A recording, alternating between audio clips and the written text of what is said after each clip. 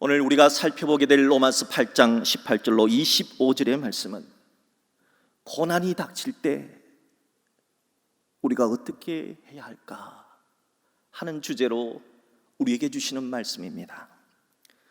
이 세상엔 창조주 하나님을 아빠로 부르는 사람이 있습니다. 이 세상엔 창조주 하나님의 하나밖에 없는 아들 예수 그리스도가 강요에 의해서가 아니라 스스로 나무에 달려 피 흘려 죽기까지 구원하려고 했던 사람이 있습니다. 이 세상엔 창조주 하나님의 아들로 딸로 입양시킨 사람이 있습니다. 이 세상엔 창조주 하나님의 영으로 인도함을 받는 사람이 있습니다. 도대체 그 사람이 누구일까요? 그 사람은 하나님을 아빠로, 아버지로 부르며 기도하는 사람, 그리스도인이라고 불리는 바로 우리 그리스도인들입니다. 그런데 오늘 본문 로마서 8장 18절 첫 부분을 보세요. 생각하건대 현재의 고난이 있다는 겁니다. 분명 우리들의 아버지인 창조주 하나님은 못할 것이 전혀 없으신 전능하신 하나님이신데 왜 그분의 아들, 딸인 우리들에게 고난이 닥치는 걸까요? 예수님께서 좁은 문으로 들어가라 하셨어. 예수님 믿고 세상의 넓은 문을 마다하고 예수 믿고 좁은 문으로 들어간 것 자체가 훌륭한 선택 아닐까요? 그렇다면 그런 그리스도인들에게 쨍하고 해뜨고 그리스도인이 가는 길에 장미꽃을 뿌려놓은 탄탄대로가 열려야 되는 것 아닐까요? 로마서 8장 22절의 말씀을 보세요. 더 놀라운 말씀이 있습니다. 하나님의 아들, 딸만 이 세상에서 고난당하는 것이 아니라 피조물도, 땅에 있는 짐승도, 하늘의 새도, 우리 집안에서 키우는 반려견도 고난당하고 있다는 겁니다. 로마서 8장 22절입니다. 피조물이 다 이제까지 함께 탄식하며 함께 고통을 겪고 있는 것을 우리가 아느니라. 인간만이 고난 속에 있는 것이 아니라 피조물도 고난 속에 있다는 겁니다. 왜 어찌해서 피조물은 인간들과 함께 고난을 당하고 있을까요? 창세기 3장 17절을 보십시오.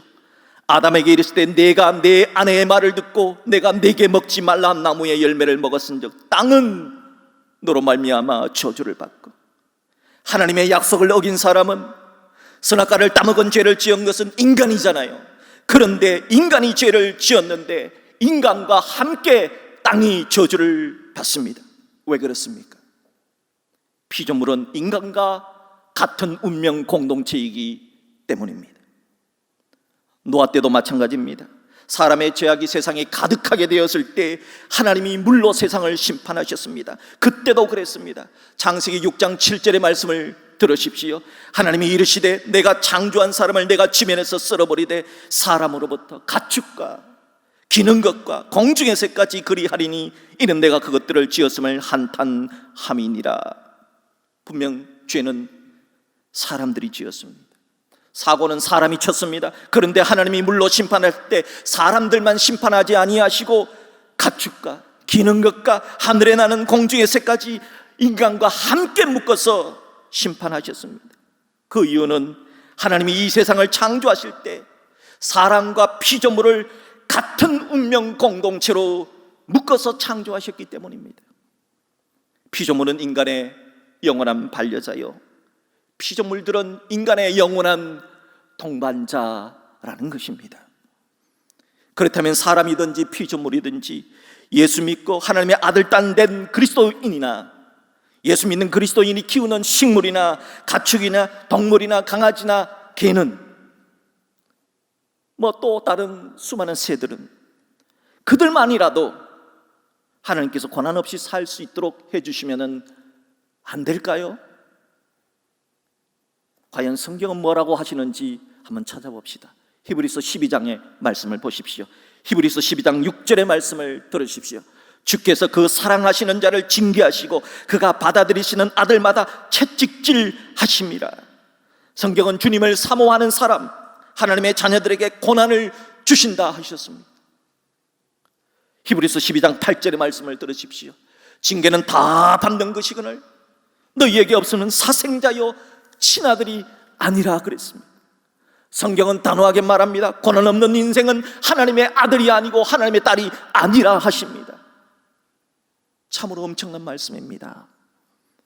저는 오늘 여러분과 함께 로마서 8장의 말씀을 통해서 고난이 왜 생기는가, 왜 하나님은 그런 고난을 허용하시는가, 그리고 그런 고난을 당할 때 하나님의 아들, 딸들은 어떻게 해야 하는가 하는 것들을 살펴보면서 은혜를 나누고자 합니다.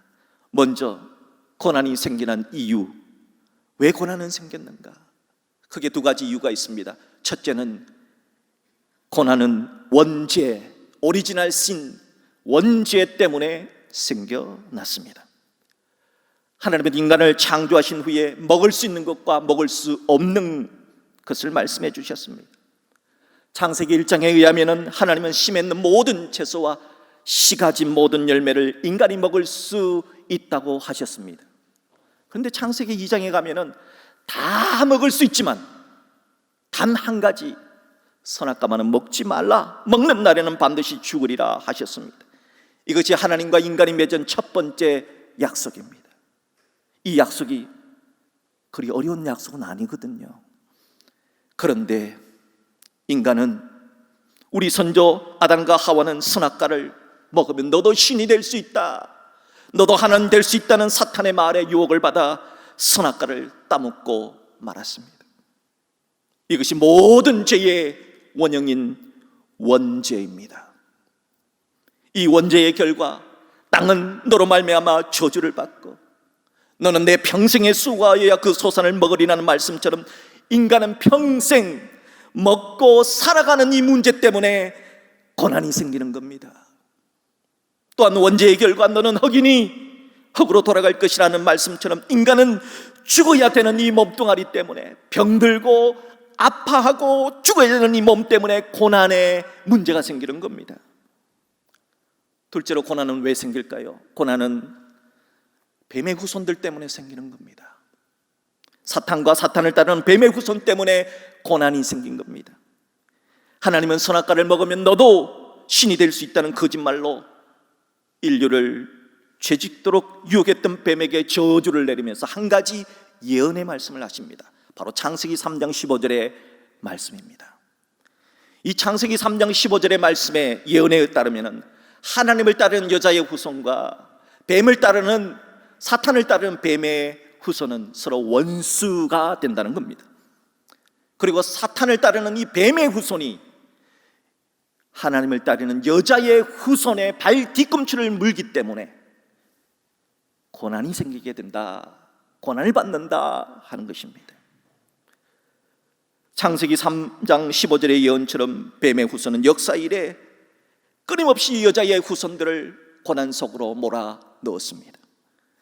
뱀의 후손인 이집트 바로왕, 그 바로왕의 폭정 때문에 이스라엘은 400년간 모진 고난을 겪었습니다. 뱀의 후손인 유대왕 헤롯왕, 그 헤롯왕의 폭정으로 예수님이 태어날 때 베들레헴 근처에 2살 이하의 사내 아이들이 다 몰살을 당하게 되었습니다. 로마 제국의 미치가기 황제 네로 황제를 비롯한 수많은 난폭한 황제들, 2차 세계 전쟁을 일으킨 뱀의 후손인 히틀러, 지금도 일본의 야스쿠니 신사에서 일본 우익들이 신처럼 받드는 전범들 때문에 얼마나 많은 사람들이 학살을 당했으며 고난을 당했습니까?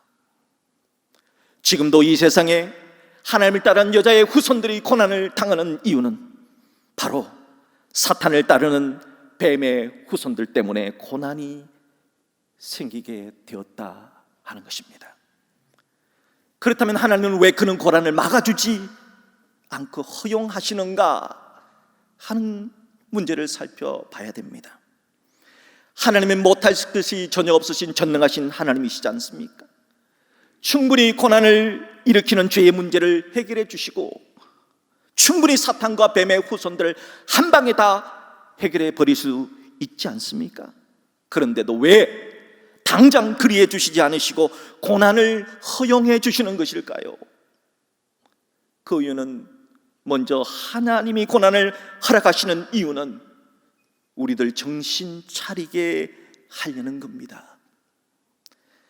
고난당하면 사람들 중에는 정신 차리는 사람들이 있습니다. 놀랍게도 하나님을 멀리했던 사람이 고난 때문에 하나님을 가까이하고, 죄악 속에 살았던 사람들이 고난 때문에 하나님 곁으로 돌아오게 됩니다. 시편 119편 67절을 보십시오. 고난당하기 전에는 내가 그릇 행하였더니, 고난당할 때는 죄악 속에 살았습니다. 하나님을 떠나 살았습니다. 그런데 이제는 고난을 당하니까 주의 말씀을 지키나이다. 하나님이 택한 사람은 고난을 만나면 내가 잘못 살았구나 하고 정신 차립니다. 그리고 이제부터라도 잘 살아야지 하고 하나님을 더 붙잡고 하나님을 더 의지합니다. 그래서 전 세계에 흩어져 있는 더 많은 나라, 더 많은 사람, 더 많은 민족들이 정신 차리도록 하기 위해서 당장 모든 고난을 처리해 주시지 않으시고, 사단과 뱀의 후손을 완전히 제거할 최후 심판의 시간을 늦추시면서까지 고난을 허락하시는 겁니다. 그래서 고난을 통해 정신 차렸던 시편 119편의 기자는 시편 119편 71절에서 이렇게 고백합니다. 고난당한 것이 내게 유익이라. 이로 인하여 내가 주의 율례들을 배우게 되었나이다. 내게 고난이 없었다면 하나님을 가까이 하지 않았을 것이다. 그래서 하나님 나 정신 차리게 해주신 고난이 유익이라 말했던 겁니다. 또한 하나님이 고난을 허락하시는 이유는 우리를 예수 닮은 하나님 자녀 만들기 위해서입니다. 사람들은 아기를 볼 때 이 집 누구 닮았나? 어디 보자. 누구 닮았나? 하는 말을 하지요. 아기가 누구를 닮아야 되겠습니까? 엄마 아빠 닮아야지요. 그러면 하나님의 자녀는 누구를 닮아야 되겠습니까? 하나님 닮아야 되는 것 아닙니까? 하나님 닮는다는 뜻이 누굴 닮는다는 겁니까? 예수님 닮는다는 뜻이잖아요. 예수님 닮는다는 것은 예수님의 머리 스타일, 예수님의 수염의 스타일, 예수님의 옷 스타일을 예수님처럼 하는 것이 아니지 않습니까? 예수님 닮는다는 뜻은 예수님의 마음을, 내 마음 속에 예수님의 정신을 내 정신 속에 넣는다는 뜻 아닙니까? 예수님은 어떤 상황에도 오직 하나님만을 의지했고, 어떤 상황 속에서도 오직 하나님 뜻을 드러내려고 그렇게 살아오셨습니다. 마태복음 26장을 보십시오. 마태복음 26장은 예수님이 몰라서 가룟 유다에게 배신당한 것이 아니다, 예수님이 힘이 없어서 체포된 게 아니다, 예수님이 능력이 없어 십자가에 매달려 죽은 것이 아니다는 것을 기록했습니다. 그럼 도대체 예수님이 뭐 때문에 가룟 유다에게 배신당하고 십자가를 지고 죽으셔야 됩니까? 예수님은 그 이유를 마태복음 26장 53절 54절에서 이렇게 말씀하셨습니다. 예수님의 말씀입니다. 너는 내가 내 아버지께 구하여 지금 12군단 더 되는 천사를 보내시게 할 수 없는 줄로 아느냐? 예수님이 지금 힘이 없어 능력이 없어 체포된 것이 아니라는 뜻입니다. 그러면 왜 체포당하셨습니까? 54절입니다. 내가 만일 그렇게 하면 이런 일이 있으리라 한 성경이 어떻게 이루어지겠느냐? 성경이 어떻게 이루어지겠느냐? 내가 고난이 싫다고 고난을 뿌리고, 내가 십자가 싫다고 십자가를 매지 않으면 하나님의 뜻, 예수 믿는 사람들 모두 구원받아 천국 가게 하는 그 하나님의 뜻이 어떻게 이루어질 수 있겠느냐? 그래서 나는 고난을 받는다. 나는 그래서 자발적으로 고난을 받는다. 이렇게 예수의 마음 정신을 닮아가도록 하나님이 그리스도인들에게 허락하는 것이 바로 고난이다 하는 겁니다. 샤머니즘을 믿던 한 원시 마을에 한 여인이 전도를 받아서 예수님을 믿게 되었답니다. 그녀의 남편은 그가 예수를 믿자 심한 핍박을 하기 시작했습니다. 손찌검을 하고 욕을 퍼붓고 그렇게 핍박을 했습니다. 그곳에서 복음을 전하던 선교사가 핍박받는 그 여인을 만나 위로하려고 찾아갔습니다. 그리고 이렇게 묻습니다. 남편이 화를 내고 야단을 치며 핍박을 하면 성도님은 어떻게 합니까? 그때 그 여인은 예상 밖의 대답을 했습니다. 저는 남편이 나를 때리는 날이면 남편을 위해 음식을 더 맛있게 요리합니다. 저는 남편이 예수 믿는다고 핍박하는 날이면 그날을 집안을 더 깨끗하게 청소합니다. 남편이 내가 예수 믿는다고 욕을 하면 그날은 오히려 더 부드럽게 남편에게 대합니다. 이제 저는 하나님의 딸이 되었다는 것을 남편에게 증명하기 위해서 그렇게 합니다. 결국 그녀의 남편은 고난 속에서도 예수 닮아가는 사랑하는 아내의 모습을 보고 그 마을에서 첫 번째 예수 믿는 남자가 되었습니다. 사랑하는 여러분, 지금까지 살펴본 것처럼 고난은 결코 유쾌한 것은 아닙니다. 하지만 고난은 단지 우리를 괴롭히기만 하는 쓸모없는 것도 아닙니다. 그러므로 고난이 닥쳐올 때 하나님이 깊은 섭리가 있음을 알고 그리스도인답게 고난을 대해야 할 것입니다. 그렇다면 그리스도인답게 고난을 대한다는 것이 무엇일까요? 그것을 말씀하시는 본문이 바로 오늘 로마서 8장의 본문의 말씀입니다. 오늘 본문은 우리가 고난을 만났을 때 취해야 될 태도 두 가지를 말합니다. 첫째, 고난이 닥쳤을 때 첫 번째 취해야 될 태도는 생각하라 하는 것입니다. 오늘 본문 로마서 8장 18절을 보십시오. 생각하건대, 생각하라는 겁니다. 무슨 생각하라는 겁니까? 현재의 고난은 장차 우리에게 나타날 영광과 비교할 수 없도다 하는 것을 생각하라는 겁니다. 고난받을 때 한번 생각해 보세요. 우리가 아직 죄인 되었을 때 하나님이 우리를 이처럼 사랑하사 독자 예수님을 십자가에 내어주신 그 놀라운 일을 생각하세요. 여러분, 힘들고 어려울 때 십자가를 바라보세요. 십자가를 한번 바라보세요.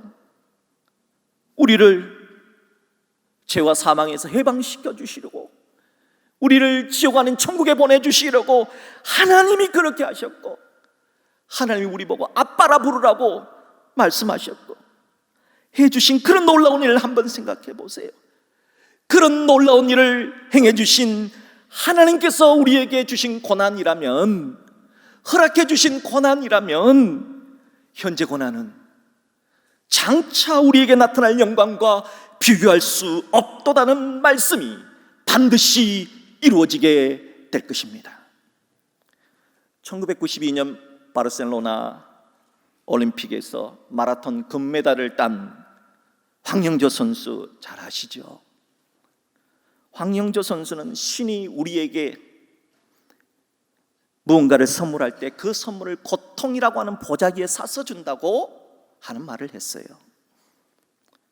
황영조 선수는 훈련을 하다가 얼마나 훈련이 힘들든지 그냥 달리는 차에서 그냥 확 치어 죽으려고까지 했다고 합니다. 이런 사선을 넘나드는 고통을 견뎌내야만 신은 자신에게 금메달이라는 놀라운 선물을 주셨다고 고백했습니다. 그런 고통스러운 훈련을 하고 황영조 선수가 시합을 뛸 때 무슨 생각을 했느냐? 어머니 생각을 했답니다. 어머니는 해녀였습니다. 어렸을 때 황영조 선수가 학교를 마치고 집에 가면 어머님은 늘 바닷가에 나가서 물질을 하고 계셨답니다. 그 전복 하나 따기 위해서 어머님은 그 깊은 물 속에 들어가서 2분 이상 숨을 참으셨답니다. 그 어머니 생각하며 뛰었다는 겁니다. 여러분은 누구를 생각하십니까? 여러분, 고난이 닥칠 때 누구를 생각하십니까? 농부는 씨를 뿌릴 때 바람이 불어도 눈에 모래가 들어가도 눈물이 날 때가 있지만 농부는 생각합니다. 언젠가 추수하는 영광을, 그것을 생각하기 때문에 기쁨으로 씨를 뿌리는 겁니다. 사랑하는 여러분, 그래서 고난이 닥쳐올 땐 로마서 8장 18절의 말씀을 꼭 생각하십시오. 현재의 고난은 장차 나에게 나타날 영광과 좋게 비교할 수 없도다. 이 말씀을 믿으시고 고난을 이겨내서 마침내 영광을 누리시는 여러분 되시기를 주의 이름으로 축복합니다. 둘째로, 고난이 닥쳤을 때 취해야 될 두 번째 태도는 기다리라 하는 겁니다. 오늘 본문의 마지막 귀절인 로마서 8장 25절을 보십시오.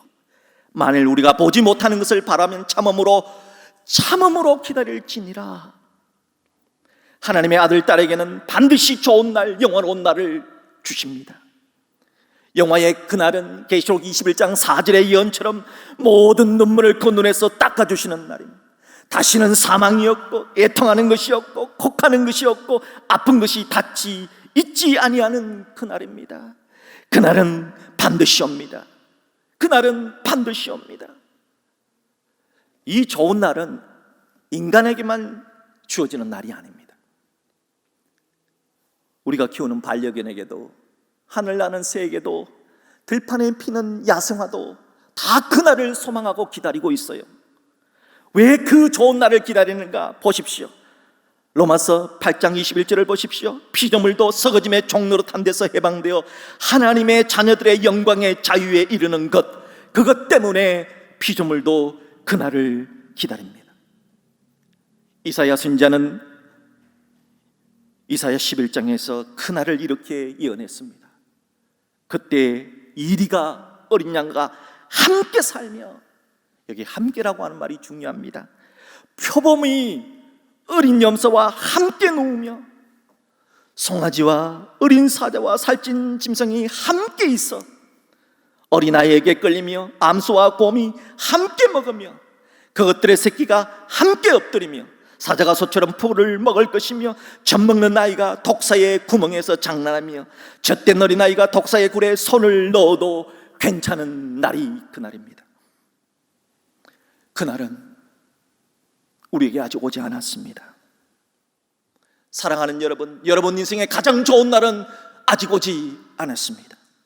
그래서 고난을 당할 때 하나님 나에게 내 인생의 가장 좋은 날을 주실 거야, 그날을 소망하고 참고 기다려라 하십니다. 일제강점기 때 신사참배를 거절해서 감옥에 갇히게 된 손양원 목사님이 옥중에서 아버지에게 편지를 보냈습니다. 옥중 내용 가운데 아버지 선종일 장로님에게 보낸 편지글이 남아 있습니다. 아버지, 인생의 앞길에 기쁠 때 슬플 때, 웃을 때 울 때가 없을 수 없는 것이 필연의 사실이요 진리이오니 구름 끼고 비 내릴 때는 광명의 날이 있을 것을 생각할 것이며 캄캄한 밤중에는 광명한 아침을 바라며 기다림이 마땅하겠나이다. 무엇보다 귀하고 필요한 것은 인내 위에다. 우리나라뿐만 아니라 온 세계가 고난 중요하니 우리만 빠져서 백일몽의 향락을 꿈꾸리이까. 아버님과 가족들은 부디 모든 것 주께 맡기시고 안심하사이다 라면서, 아버지, 참고 기다리면 하나님은 우리에게 반드시 좋은 날 주실 겁니다 하며 아버지를 위로했던 것입니다. 그러므로 사랑하는 여러분, 여러분에게 고난이 닥쳐올 때 먼저 생각하십시오. 현재의 고난은 장차 우리에게 나타날 영광과 좋게 비교할 수 없다는 진리를 꼭 생각하십시오. 그리고 둘째, 참음으로 기다리십시오. 아직까지 내 인생의 가장 좋은 날은 오지 않았습니다. 그러나 하나님은 반드시 우리에게 가장 영화로운 날을 주실 것이라는 그 날을 참음으로 기다려 반드시 그 좋은 날을 누리시는 우리 모두가 될 수 있기를 예수 그리스도의 이름으로 축복합니다.